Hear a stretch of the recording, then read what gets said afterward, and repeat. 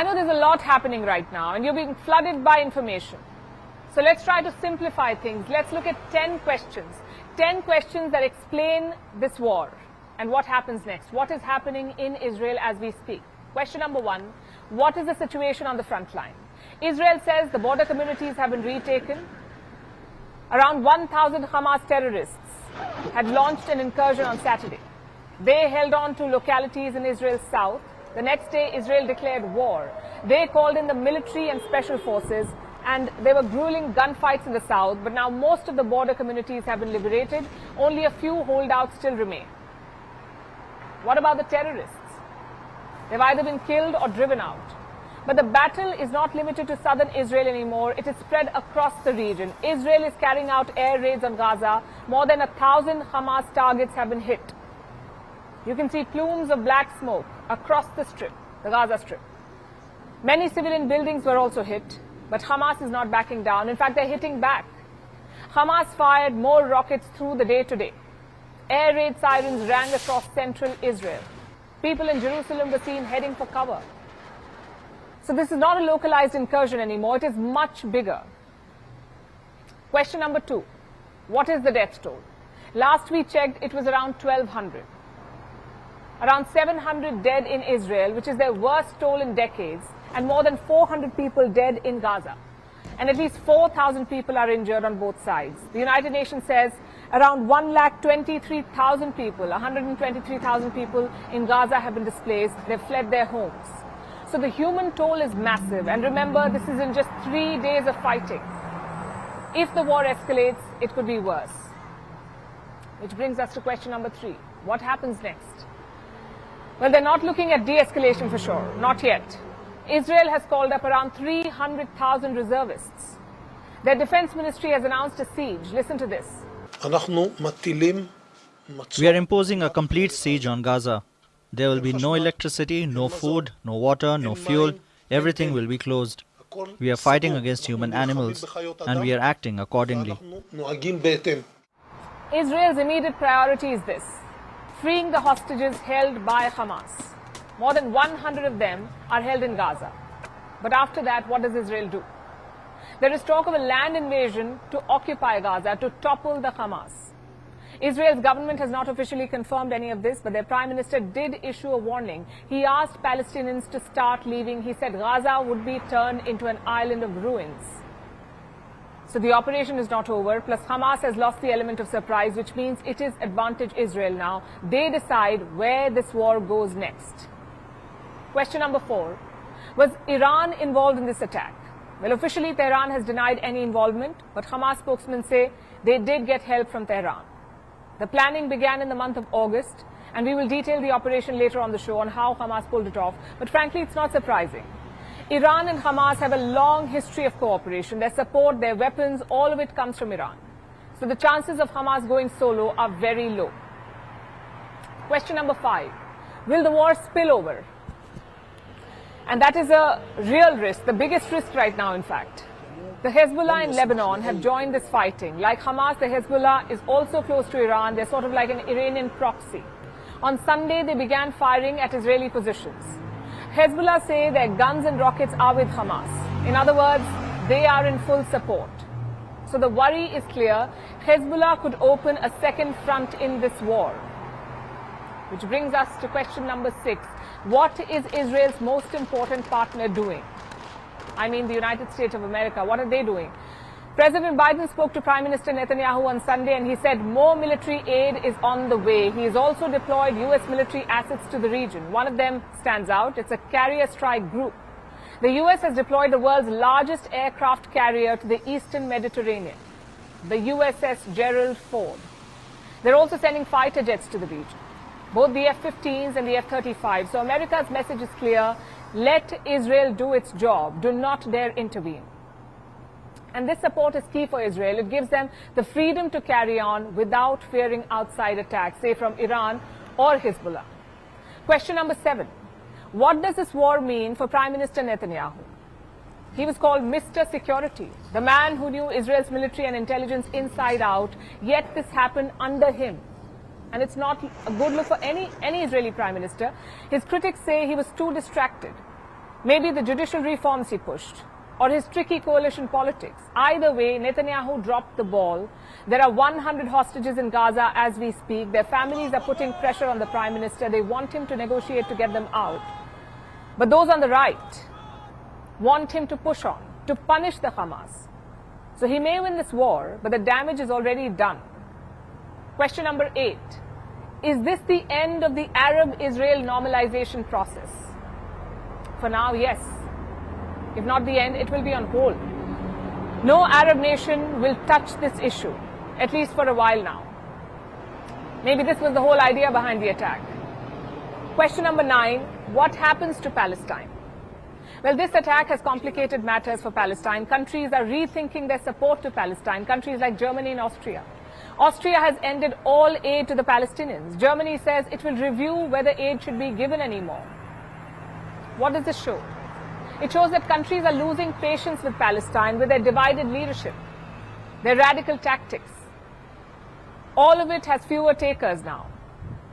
And finally, we have question number 10. How does this war impact you? More than 1,000 people dead is enough to move any human being. But beyond that, there are other impacts. It doesn't matter where in the world you live, chances are this war will affect you. Just consider oil prices. War in West Asia always spooks the oil market. Today, oil prices jumped by 5%. Brent crude reached $89 per barrel. And remember, Israel and Palestine do not produce oil. They're not even involved in oil shipments. Yet, this is the impact. So imagine if Iran gets involved, or there is fighting in the Gulf. Then oil prices would go through the roof. So this is a war that will impact everyone. Like I said, a war impacts everyone, and especially those here in Israel. I know there are a lot of questions. We are here to bring you the answers. Our team landed at the Ben Gurion airport this morning.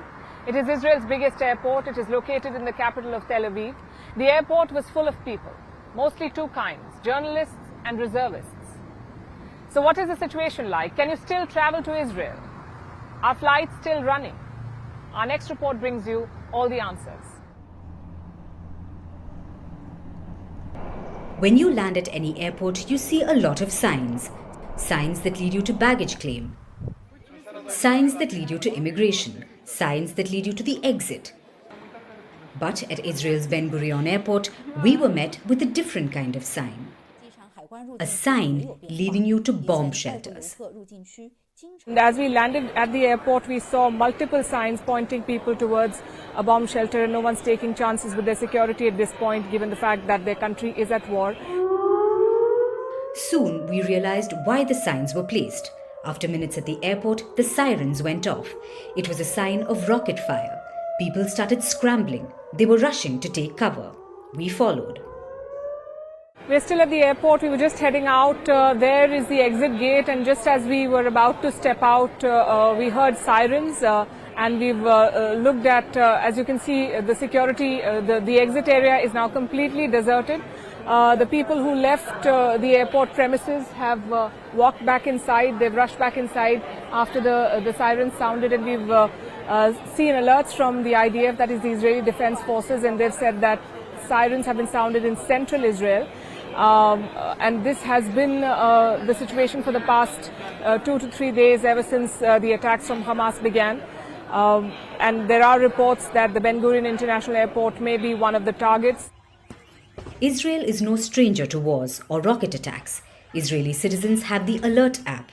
It gives real-time alerts on when a rocket is fired into Israel. Plus, there are air raids and sirens. Most Israelis are used to them. They get an alert, they hear a siren, and they take shelter. But Saturday's attack wasn't like any other that Israel has seen in decades, and the scenes at the airport were a witness to that. I'm at the Ben Gurion International Airport in Israel. It's Monday morning. You can see a lot of people, a lot of buzz at the airport, but I can tell you that this can be deceptive. It feels like any other day, but it's anything but. This is a country at war. And when war breaks out, you see a lot of action at airports invariably, because there are two sets of people. There are huge crowds trying to leave a war zone, and then there are two sets of people who are trying to pour in, who line up to enter a war zone. These are journalists and soldiers. And the flight that we took this morning was packed with both. We spoke to some of our co-passengers.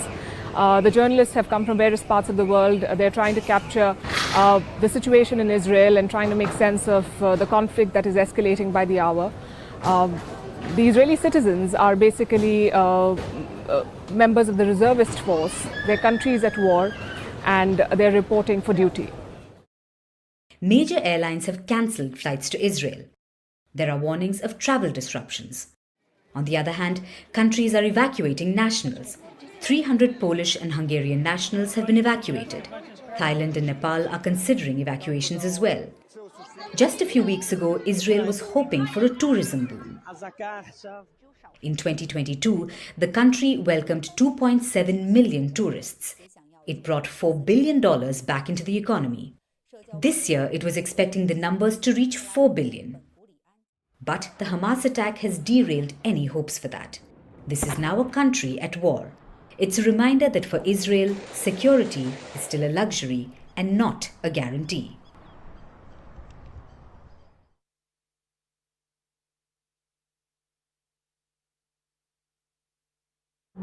This brings us to the question, how did Hamas pull off the impossible?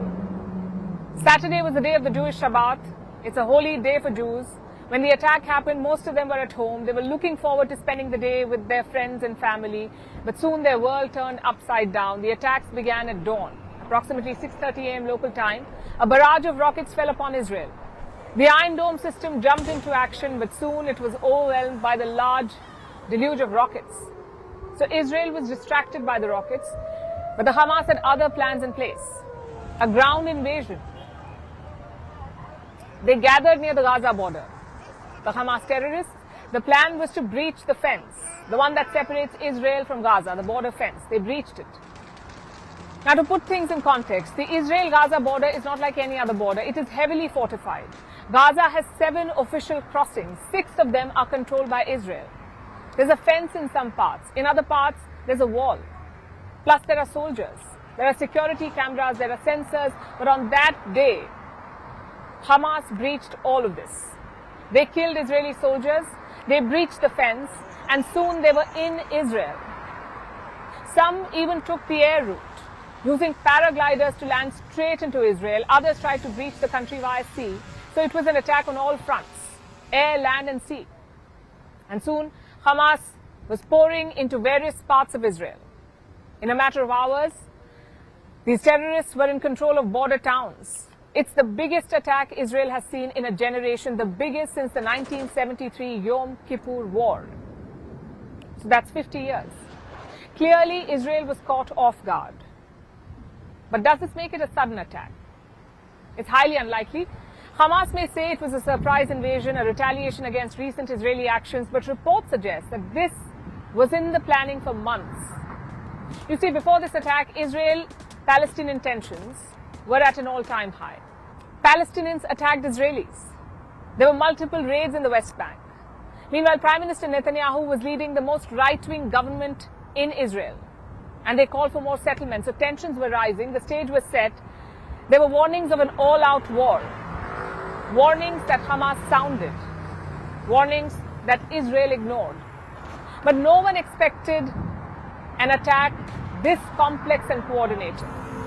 An attack of this scale would take a lot of planning. And the signs were all there. Multiple reports say there were indications. Hamas gave Israel the impression that they did not want to fight, but they were training in plain sight. Reports say Hamas had built a mock Israeli settlement in Gaza. It is here that they practiced a mock military landing. Basically, they were training themselves on how to storm Israel. There were even videos of maneuvers. So it was all happening in the open, but Israel apparently dismissed it as mere posturing. Of course, there have been offensives in the past too, like in 2021 there was the Gaza war. But none of it has been this brazen. Which brings us to the question, was Hamas acting alone? Well, they themselves say that they received help from Iran. And a new report supports this theory. This is a report from the Wall Street Journal. It says that Tehran and Hamas have been planning this attack for months. The talks apparently started in the month of August. Iran's Revolutionary Guards then met with Hamas. They trained them on how to breach Israel's borders. And apparently the go-ahead came just last week. The two groups are said to have met in Beirut last month. That's where they finalized the plan. So basically, Hamas is said to have acted only after it got a green light from Iran. And what does Tehran say about this? Well, they have vehemently denied all such reports. They said that they have no role in the attacks. At the same time, they've also supported the actions of Hamas, the attacks that they carried out on Israel. It is a manifestation of resistance and standing up against the fake Zionist regime.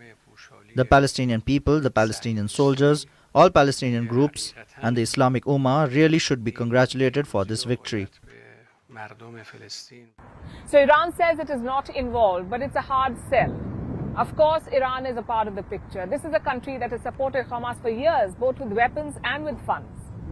According to some accounts, 70% of Hamas funding comes from Iran.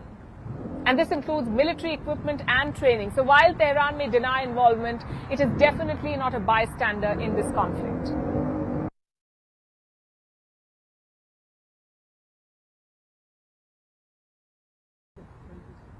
I'll tell you who was a bystander here. Israeli intelligence.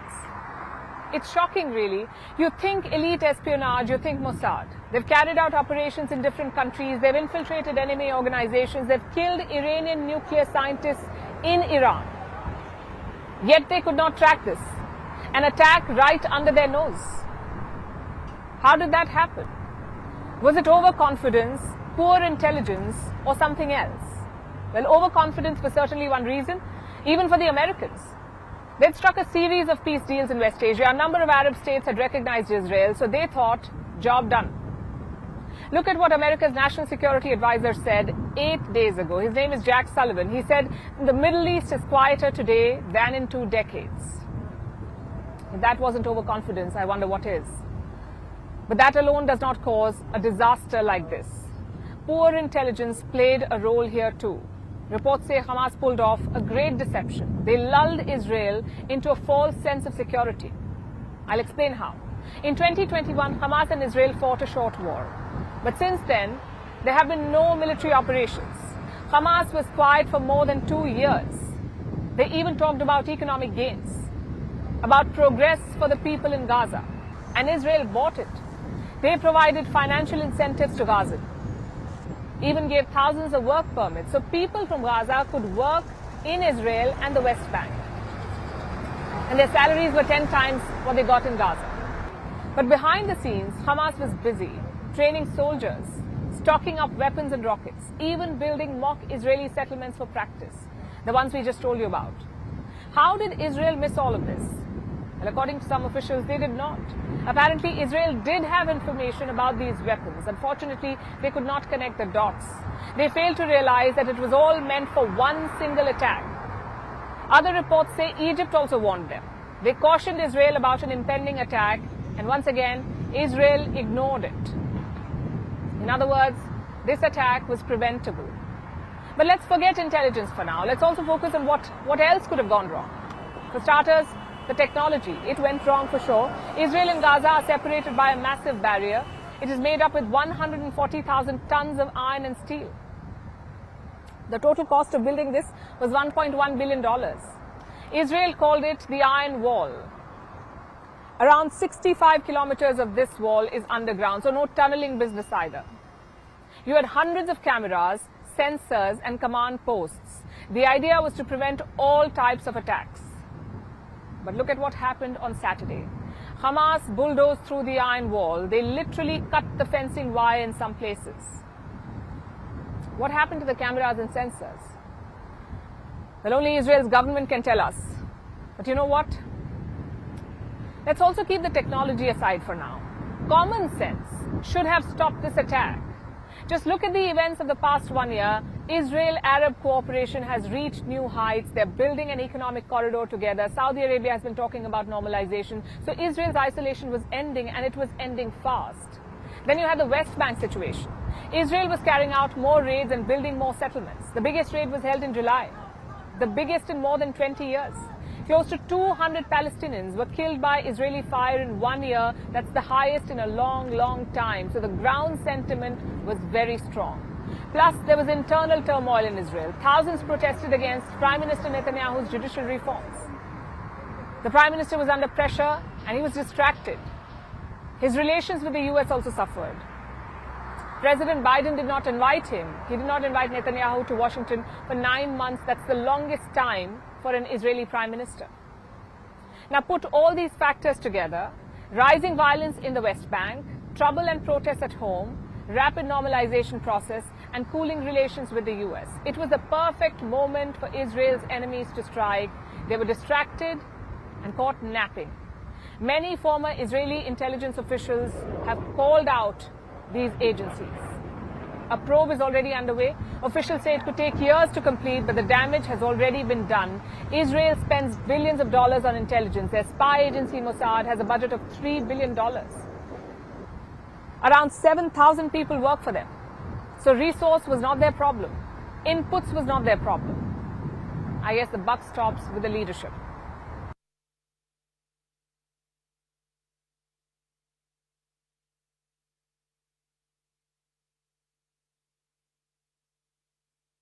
Saturday was a nightmare for Israel. And for many families, the horror is not over. Their loved ones are being held captive in Gaza. Hamas has taken Israeli hostages, both soldiers and civilians. This includes entire families, women, children, and the elderly, and some of them are foreigners. Israeli Defense Forces say dozens of people have been captured. Most reports put the number at well over 100. In fact, Islamic Jihad alone is said to have taken 30 hostages. This is the second Palestinian militant group, Islamic Jihad. Now, it's not clear where these people are being held and in what condition. Some videos are circulating on social media. They're quite disturbing. I'm sure you've seen some of them. And the presence of hostages complicates the Israeli response. Our next report tells you about the hostage crisis in Israel.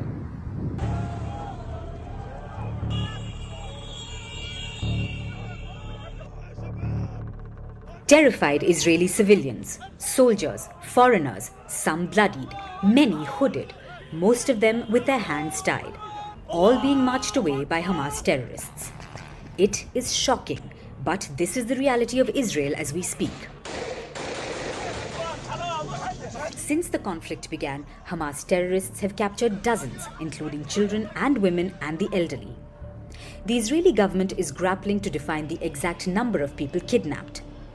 Palestinian Islamic Jihad says it alone has seized 30 hostages. It's both smaller and more brazen than Hamas. Meanwhile, Israeli news outlets speculate that over 100 people have been captured.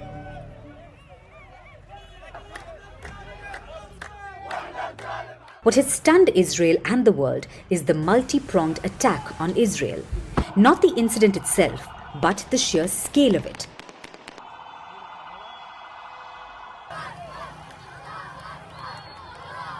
The capture is in line with similar practices by Gaza terrorists like the one in 2006, when Hamas captured Gilad Shalit, a young conscript. He was the only one held hostage at the time. But the incident consumed the Israeli society for years. It became a national obsession. It prompted Israel to heavily bombard the Gaza Strip. Ultimately, over 1,000 Palestinian prisoners were released. This happened in exchange for Shalit's freedom. But now, dozens have been held hostage, a number that until now was unimaginable. Shocking visuals have been flooding the internet, like this one. It's an amateur video that has been geolocated to the Gaza Strip. It shows a barefoot injured woman. Her arms are behind her back. She's being dragged by armed men who brutally bundle her into the back seat of a vehicle. Now, the whereabouts of those held captive, much like her, have become a pressing issue for the Israeli military. They fear that the hostages are spread across several undisclosed locations across Gaza. You see, Gaza may be tiny, but it's heavily populated. It's subjected to constant aerial surveillance by Israel, but the Strip remains somewhat opaque. In 2006, Israeli intelligence failed to locate Shalit, and now the same worries are resurfacing. It's a race against time to locate Israeli hostages. This is something that entire families are eagerly awaiting. Shaken relatives have called on the government to bring home the captives. Many are sharing stories of their missing relatives on the radio. But remember, this attack has impacted families across the world. The list of kidnapped foreign nationals is growing. According to reports, 11 Thai nationals, a French citizen, several Americans and Germans, and one Britisher may have been captured. 2 Mexican nationals, 3 Brazilians, and a Nepali student are among those missing. As cruel as it is, this could be a bargaining chip for Hamas. It may want to exchange Israeli for Palestinian captives. It already seeks the release of all Palestinian prisoners in Israeli jails. Around 4,500 Palestinians have been detained in Israel. The question is, will Israeli Prime Minister Benjamin Netanyahu free them? Will he agree to the demands of the terrorists? It seems highly unlikely. As difficult as it is, Israeli police is trying to eat the elephant one bite at a time, much like what you see here. The police claim that some hostages were released by Hamas after a gun battle. But even so, the human cost of this conflict continues to soar, and innocents are being kidnapped by terrorists. The question is, what will become of those who are collateral damage in this bloody fight? It's a dilemma that Netanyahu must find a way out of, while knowing that the answer is painfully obvious to those whose loved ones are being held hostage.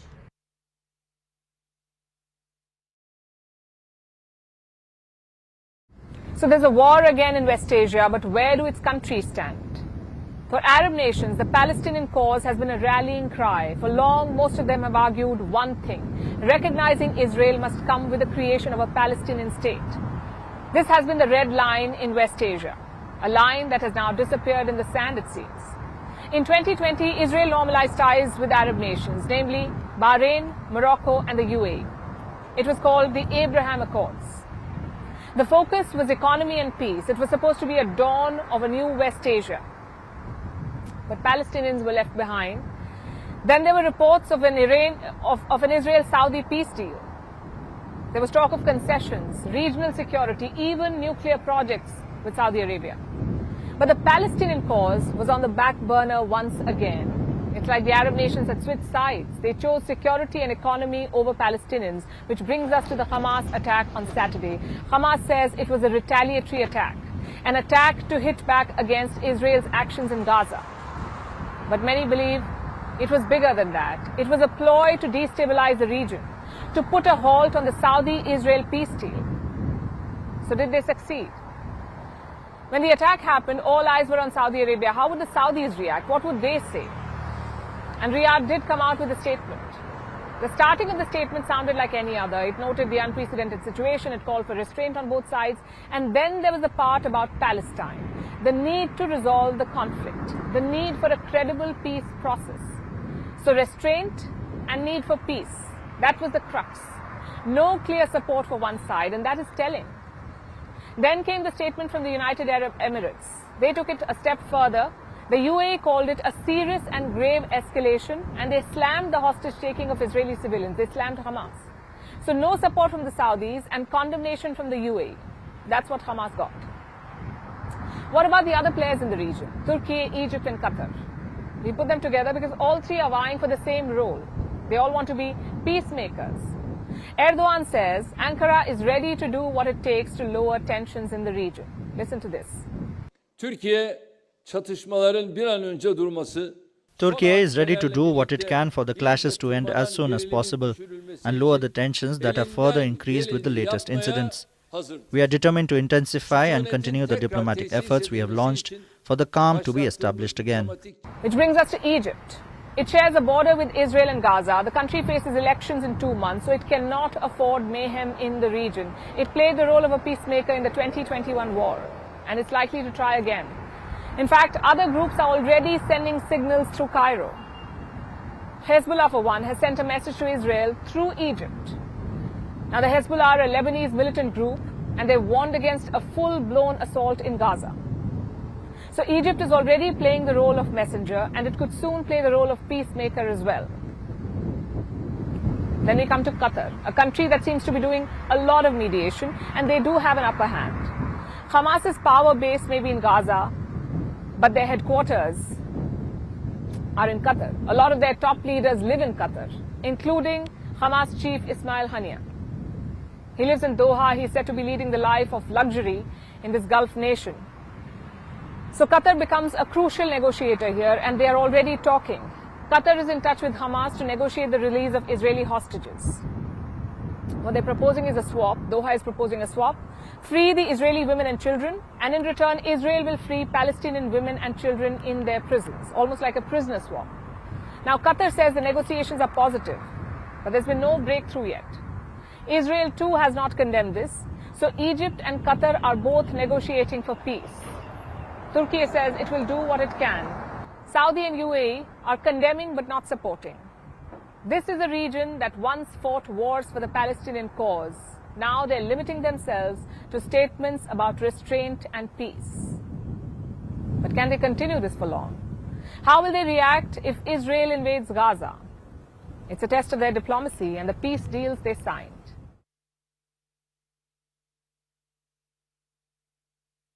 Hamas's terror attack on Israel on Saturday shocked the world. India was among the first countries to condemn it. Prime Minister Modi issued a statement. He said, and I quote, "Deeply shocked by the news of terrorist attacks in Israel, our thoughts and prayers are with the innocent victims and their families. We stand in solidarity with Israel at this difficult hour." Israel has thanked India for this support. We are heartfelt from the huge support we got from India, from the Prime Minister, through a few ministers who called me, businessmen, civil servants, just people from the street. Our social media is full of people who are showing their support, and we appreciate it. We appreciate it very strongly. I'll tell you why. Because India, first of all, is a very important country in the world. But secondly, India comes from a position of a country who knows terrorism. Hashtag India stands with Israel is trending. What do you think explains the strong support from India? India and Israel are more than 4,000 kilometers apart, but they're united in their experience. They share a long and painful history of fighting terrorism. Indians are all too familiar with the pain that the ordinary Israeli is feeling today. Our right to peaceful existence has been threatened time and again by the depraved actions of our neighbor. So India understands Israel's pain and plight. But beyond the unmitigated humanitarian tragedy is the geopolitics. What's at stake for India in this conflict? To answer that, we must understand history.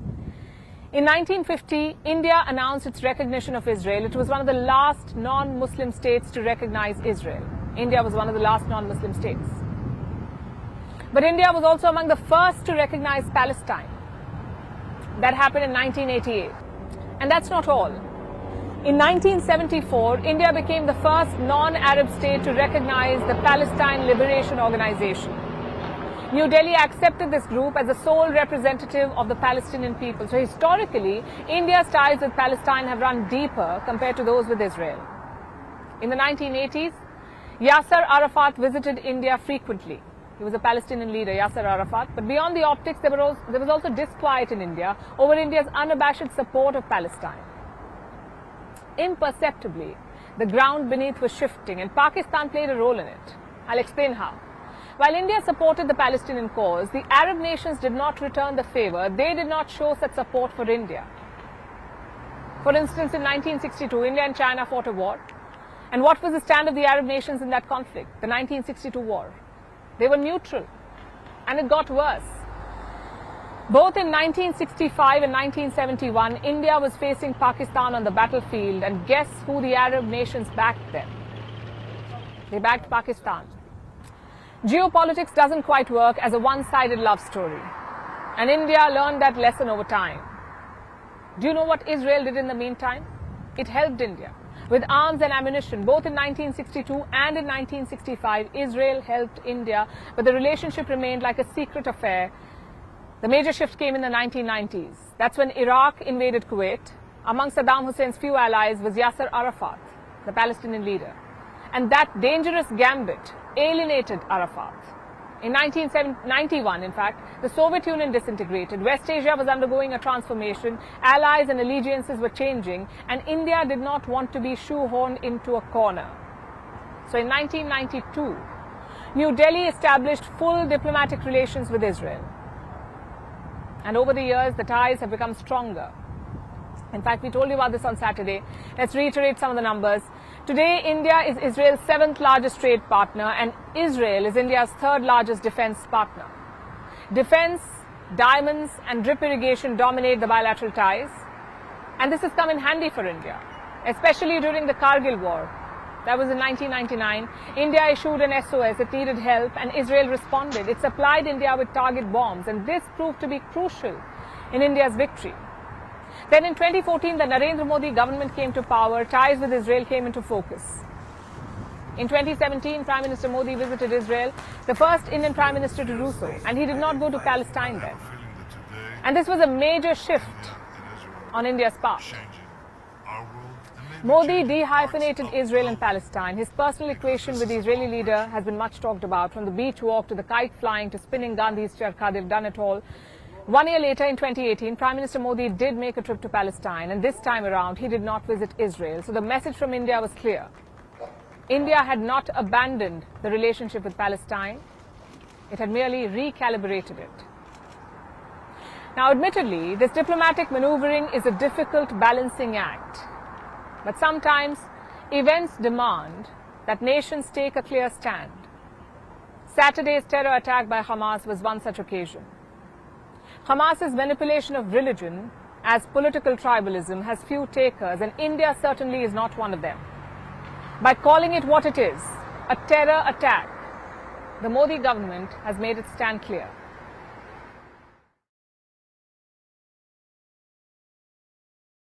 Now let's tell you about the worst sight of Israeli casualties, a music festival. It was called the Supernova